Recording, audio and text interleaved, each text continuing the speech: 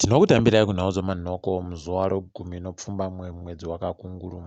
Nyasi dandemutande radoka riri kureketiwa youori hwakaitiwa nevakuru vebato reZANU-PF pakutengiwa kwemichina yokurimisa anobhangiro nyika.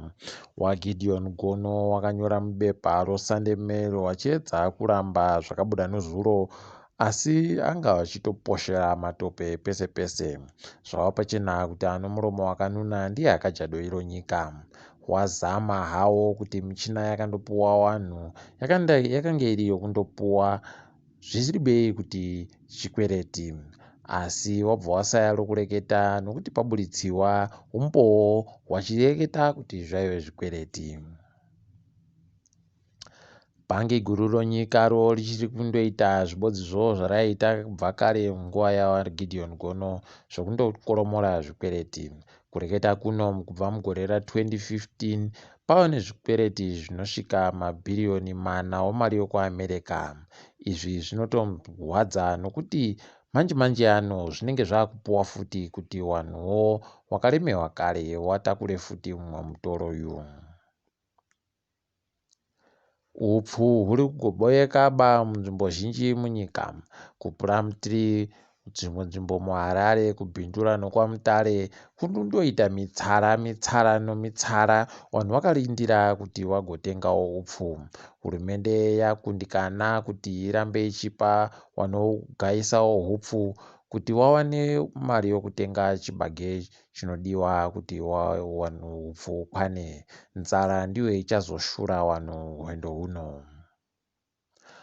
Bazi rokutora mari yomutero rozemura raputitsa masese echikwata chombavha chomafuta odzimotika muMutare. Mafuta ayo kwai aibva kuMozambique achiuya achibhura nomuMutare aribe kuterehwa mitero yawo. Izvi zvinofadza kuti vanotoitawo tusvinhu. Tinoramba tichishuvira kuti zvirambe zvichienda mberi. Bvunzo dzokupera kwegore mudzonyika dzichanyorwa gore rinouya ari munandira kana zvaita. Wanonyoresa bvunzodzo weZimsec wati ivo bvunzodzi dzakamisiwa nokuda kwedzihwa mupengo. Heno kuti kana razokuwa ndirini pawachanyoresapo.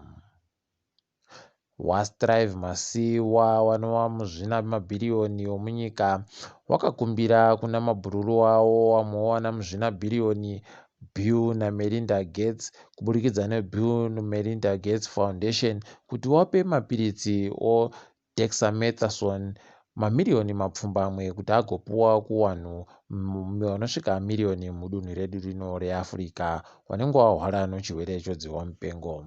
Tinoramba tichindovashuvira tuzvinhu nokufara nebasa raori. Toringadzo pasi rese. Kokora yaparura rimwe gubhu rinogona kuseenzesiwa kanopfuura kagumi muno muSouth Africa.